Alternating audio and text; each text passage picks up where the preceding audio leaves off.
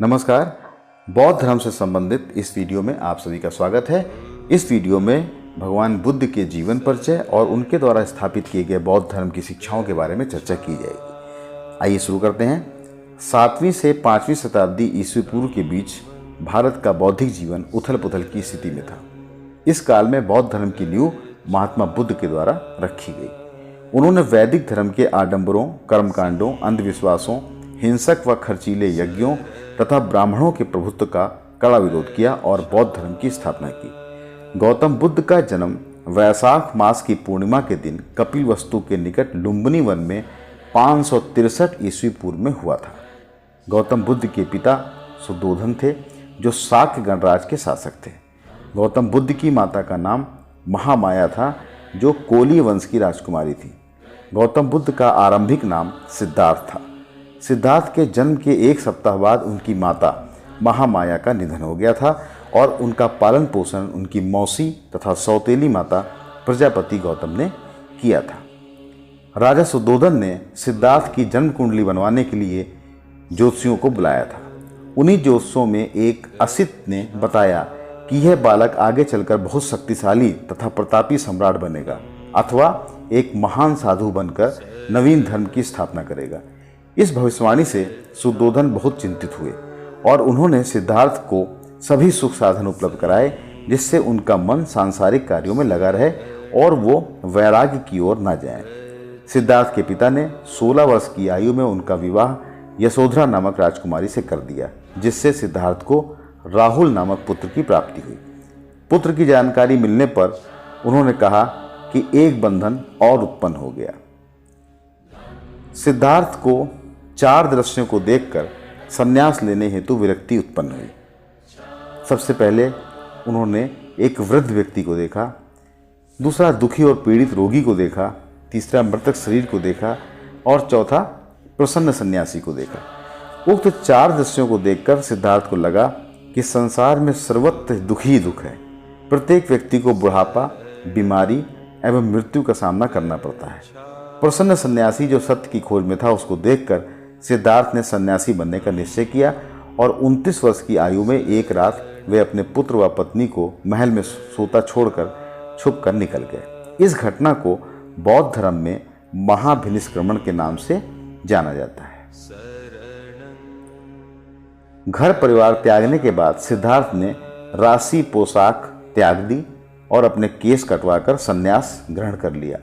उन्होंने अलार कलाम तथा रामपुत्र नाम के विद्वानों से दीक्षा प्राप्त की, परंतु वे संतुष्ट नहीं हुए और अपने 5 साथियों के साथ गया के निकट उरुवेला नामक इस वन में लगभग 6 वर्ष तक उग्र तपस्या की, जिसके कारण उनका स्वास्थ्य खराब हो गया। एक दिन तपस्याग्रस्त सिद्धार्थ के पास से कुछ स्त्रियां गीत गाकर निकली कि अपनी वीणा के तारों को इतना ढीला भी मत छोड़ो कि वो बजे नहीं, और इतना भी मत कसो कि टूट जाएं। इसका उनके मन पर काफ़ी प्रभाव पड़ा और उन्होंने मध्यम मार्ग पर चलने का संकल्प लिया और उन्होंने सुजाता नामक स्त्री से खीर ग्रहण की। इस पर उनके 5 साथी उनसे नाराज होकर उनका साथ छोड़कर सारनाथ चले गए। स्वास्थ्य सुधरने के बाद सिद्धार्थ ने निरंजना नदी के तट पर पीपल के एक वृक्ष के नीचे तपस्या करना प्रारंभ किया और 8वें दिन वैशाख माह की पूर्णिमा के दिन उनको ज्ञान की प्राप्ति हुई। उन्हें सत्य का ज्ञान हुआ और सिद्धार्थ बुद्ध कहलाए। बुद्ध अर्थात जिसे ज्ञान प्राप्त हो। जिस स्थान पर बुद्ध को ज्ञान प्राप्त हुआ वो स्थान बोध गया कहलाया और जिस वृक्ष के नीचे उन्हें ज्ञान प्राप्त हुआ वह वृक्ष बोधि वृक्ष कहलाया। ज्ञान प्राप्त होने के बाद महात्मा बुद्ध ने लोगों में अपने विचारों का प्रसार करने का निर्णय लिया। महात्मा बुद्ध ने सर्वप्रथम अपना उपदेश सारनाथ में दिया। इसे धर्म चक्र परिवर्तन कहा जाता है। इस उपदेश से प्रभावित होकर उनके नाराज 5 साथी बौद्ध धर्म के अनुयायी बन गए। महात्मा बुद्ध ने काशी, कपिलवस्तु, राजगृह, उरुवेला आदि स्थानों पर बौद्ध धर्म का प्रचार किया। बौद्ध धर्म के अनुयायी बनने वालों में कौशल नरेश प्रसेनजीत, मगध नरेश बिंबिसार तथा अजातशत्रु, बुद्ध के पिता सुद्धोधन, उनकी मौसी प्रजापति गौतम, उनका पुत्र राहुल, वैशाली की राज नर्तकी आम्रपाली थी। बुद्ध ने स्त्रियों को भी बौद्ध शिक्षा की दीक्षा दी। बौद्ध धर्म के प्रचार हेतु भिक्षुओं को देश विदेश में भेजा गया। अशोक आदि सम्राटों ने विदेशों में बौद्ध धर्म का प्रचार करवाया। मौर्य काल आते आते बौद्ध धर्म चीन, Japan, Korea, Mongolia, Burma, Thailand तथा श्रीलंका आदि में फैल गया। बुद्ध के धर्म प्रचार से उनके भिक्षुओं की संख्या बढ़ने लगी और भिक्षुओं के आग्रह पर बौद्ध संघ की स्थापना हुई। बौद्ध धर्म के प्रचारकों में प्रमुख अंगुलीमाल, नागार्जुन, चंद्रकीर्ति, धर्मकीर्ति तथा आरंपाली आदि हैं। महात्मा बुद्ध ने बौद्ध धर्म का प्रचार करने के पश्चात वैशाख मास की पूर्णिमा के दिन 483 ईस्वी पूर्व में 80 वर्ष की अवस्था में कुशीनगर में निर्वाण प्राप्त किया। बौद्ध ग्रंथों में इस घटना को महापरिनिर्वाण के नाम से जाना जाता है। महात्मा बुद्ध के जीवन से संबंधित 5 महान घटनाएं और उनके प्रतीक चिन्ह। इसमें जो उनका जन्म है उसका प्रतीक चिन्ह कमल और सांड है। ग्रह त्याग अश्व, निर्वाण बोधि वृक्ष, पहला उपदेश धर्म चक्र, परिनिर्वाण स्तूप। महात्मा बुद्ध की शिक्षाओं को अगर हम देखें तो महात्मा बुद्ध के 4 आर्य सत्यों में इस बात पर मनन किया गया है कि दुख का प्रमुख कारण क्या है और इससे कैसे छुटकारा मिल सकता है। 4 आर्य सत्य निम्न प्रकार हैं। पहला, दुख। उनका मानना था कि संसार में सर्वत्र दुख ही दुख है। यह जीवन दुख से भरा हुआ है। अपनी इच्छा के पूरा न होने पर भी व्यक्ति दुखी होता है। नंबर 2, दुख का कारण। दुख अकारण नहीं होता है। दुख का प्रमुख कारण मनुष्य की कभी भी तृप्त न होने वाली इच्छा होती है। तृष्णा के कारण व्यक्ति निरंतर दुखी रहता है। नंबर 3, दुख निरोध। दुख और दुख के कारण की भांति दुख से छुटकारा पाने का उपाय भी है। यदि व्यक्ति तृष्णा का दमन कर दे तो उसे दुख से मुक्ति मिल सकती है। नंबर 4, दुख निरोध मार्ग। यदि कोई व्यक्ति अपनी तृष्णा पर नियंत्रण कर ले और अष्टांगिक मार्ग के अनुसार अपना जीवन व्यतीत करे तो वह दुखों से छुटकारा पा सकता है और मोक्ष प्राप्त कर सकता है। अष्टांगिक मार्ग क्या है? महात्मा बुद्ध के अनुसार निम्नलिखित अष्टांगिक मार्ग से तृष्णा को नष्ट किया जा सकता है। नंबर 1, सम्यक दृष्टि। इसका मतलब यह हुआ कि जो 4 आर्य सत्यों का ज्ञान है वह इसके अनुसार जीवन यापन करना सम्यक दृष्टि कहलाता है। नंबर 2, सम्यक संकल्प। व्यक्ति सत्य संकल्प द्वारा कामना, हिंसा आदि का त्याग कर तृष्णा का दमन कर सकता है। नंबर 3, सम्यक वचन। सत्य बोलना और असत्य मार्ग को ना अपनाना। सम्यक कर्म, अच्छे कर्म करना, हिंसा, चोरी, दुराचार आदि को मन से निकाल देना। सम्यक आजीविका, नैतिक ढंग से आजीविका चलाना, गलत कार्य से आय अर्जित ना करना। सम्यक व्यायाम, चारित्रिक दुर्बलताओं को दूर करते हुए अपने व्यक्तित्व के स्वस्थ विकास हेतु प्रयास करना। सम्यक स्मृति, अपनी बुराइयों का अंत करना और सद्मार्ग पर चलते हुए जीवन व्यतीत करना। सम्यक समाधि, अपने मन की एकाग्रता बनाए रखने और सत्य के ज्ञान हेतु समाधि लगाना। गौतम बुद्ध ने मध्यम मार्ग को अपनाया था। महात्मा बुद्ध ने मध्यम मार्ग का विचार प्रतिपादित किया। उनका मानना था कि व्यक्ति को न तो अत्यधिक भोग विलास का जीवन व्यतीत करना चाहिए और न ही अत्यधिक कठोर तपस्या करनी चाहिए। व्यक्ति को इन दोनों के मार्ग का मार्ग अर्थात मध्यम मार्ग को अपनाना चाहिए। महात्मा बुद्ध ने 10 शीलों का भी वर्णन किया है कि उनका कहना था कि मनुष्य को मन, वचन और कर्म से पवित्र रहते हुए 10 शीलों के अनुसार जीवन यापन करना चाहिए। 10 शील निम्नानुसार हैं। नंबर 1, अहिंसा का पालन करना, सदैव सत्य बोलना, चोरी ना करना, आवश्यकता से अधिक वस्तुओं का संग्रह ना करना, भोग विलास का त्याग करना, नृत्य व संगीत से दूर रहना, सुगंधित पदार्थों का त्याग करना, असमय भोजन ना करना, कोमल सैया का प्रयोग ना करना, कामनी कंचन का त्याग करना। इसमें प्रत्येक गृहस्थ अन्यायी को पहले 5 तथा बौद्ध भिक्षुओं को सभी 10 शीलों का पालन करना चाहिए। सदाचार पर बल। महात्मा बुद्ध का मानना था कि सदाचार पूर्ण जीवन बिताने पर ही व्यक्ति मानसिक शांति प्राप्त कर सकता है।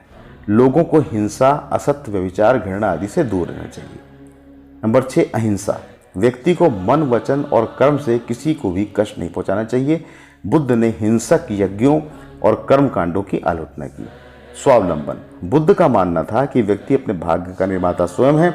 उनका मानना था कि ईश्वर या तो अन्य किसी देवता की कृपा पर निर्भर रहने के बदले स्वयं अपने कर्मों द्वारा अपना उद्धार करना चाहिए। वेदों में अविश्वास। महात्मा बुद्ध का मानना था कि वेद मानवीय कृति है, न कि ईश्वरीय कृति। उन्होंने वैदिक धर्म के कर्मकांडों, आडंबरों, अंधविश्वासों, हिंसक यज्ञों और ब्राह्मण के प्रभुत्व की कटु आलोचना की। महात्मा बुद्ध ने यज्ञों को मोक्ष प्राप्ति का साधन नहीं माना। सामाजिक समानता। महात्मा बुद्ध ने जाति भेद का विरोध किया और सामाजिक समानता पर बल दिया। उन्होंने सभी व्यक्तियों को तथा सभी जातियों को समान माना। उनका मानना था कि सभी जाति के लोग मोक्ष प्राप्ति के अधिकारी हैं। उन्होंने सभी जातियों को अपने धर्म में स्थान दिया। महात्मा बुद्ध का मानना था कि वर्ण व्यवस्था का आधार जन्म नहीं बल्कि माँ बुद्ध की शिक्षाएं सरल और सादी थीं, आडंबर, अंधविश्वास और कर्मकांडों से मुक्त थीं। महात्मा बुद्ध का मानना था कि किसी भी बात के पीछे कोई ना कोई कारण अवश्य होता है। सांसारिक वस्तुएं क्षणिक होती हैं। अनिश्वरवाद, सृष्टि की रचना ईश्वर ने नहीं की है। मोक्ष प्राप्ति व्यक्ति का अंतिम लक्ष्य है, इसके लिए अष्टांगिक मार्ग पर चलना होगा। कर्मवाद में विश्वास था उनका। व्यक्ति अपने भाग्य का निर्माता स्वयं है। पिछले जन्म के कर्मों के कारण इस जन्म में कोई प्रसन्न है तो कोई दुखी है। अनात्मवाद, आत्मा की अमरता में विश्वास नहीं था। पुनर्जन्म कर्मों के आधार पर होता है, ऐसा उनका मानना था। महात्मा बुद्ध ने जीवन के प्रत्येक विषय और धर्म के बारे में जो भी कहा वो त्रिपिटक में संकलित है। त्रिपिटक मतलब विनय पिटक, सुत्त पिटक और अभिधम्म पिटक।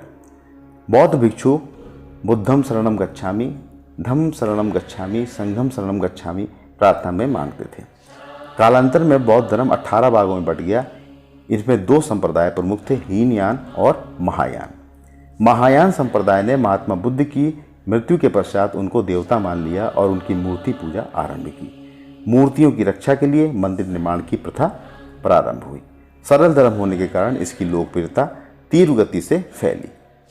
महात्मा बुद्ध ने उच्च नैतिक जीवन पर बल दिया। महायान संप्रदाय का मानना था कि बोधिसत्व को तब तक स्वयं के मोक्ष का प्रयास नहीं करना चाहिए जब तक सभी प्राणियों को मोक्ष न मिल जाए। नालंदा, वल्लभी, तक्षशिला, विक्रमशिला आदि बौद्ध विहार कालांतर में शिक्षा के प्रसिद्ध केंद्र बने। बौद्धों ने कई विहार, चैत्य और स्तूप बनवाए। मंदिरों में बोध गया आदि प्रसिद्ध है। अजंता, बारबरा आदि की गुफाएं बौद्ध चित्रकला का उत्कृष्ट नमूना है।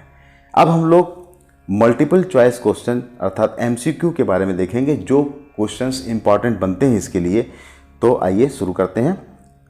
सबसे पहला क्वेश्चन है कि गौतम बुद्ध का जन्म कब हुआ। अभी हम लोगों ने इस पर डिस्कस किया था। इसका उत्तर है 563 BC में गौतम बुद्ध का जन्म हुआ था। दूसरा क्वेश्चन है गौतम बुद्ध का जन्म स्थान कहाँ है। तो बोध गया, जैसा कि हम लोग जानते हैं कि बोध गया में तो उन्होंने ज्ञान प्राप्त किया था। कपिल वस्तु के निकट लुम्बिनी वन में उनका जन्म हुआ था। सारनाथ, जैसे कि हम जानते हैं कि वहाँ पर उन्होंने अपना प्रवचन दिया था। वाराणसी भी इसका गलत आंसर है। तो इस प्रकार से तीसरा, गौतम बुद्ध के पिता कौन थे। गौतम बुद्ध के पिता कपिल वस्तु के राजा शुद्धोधन थे। गौतम बुद्ध की माता का क्या नाम था।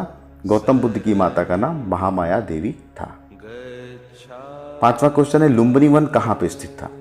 बिहार, सारनाथ, नेपाल में कपिल वस्तु और देवधा के बीच रुक्मिणी देवी नामक स्थान पर। तो ये ग आंसर सही है। नंबर 6, यशोधरा से विवाह के समय गौतम बुद्ध की आयु कितनी थी। 16 वर्ष। गौतम बुद्ध के बचपन का नाम क्या था। तो इसका आंसर है सिद्धार्थ।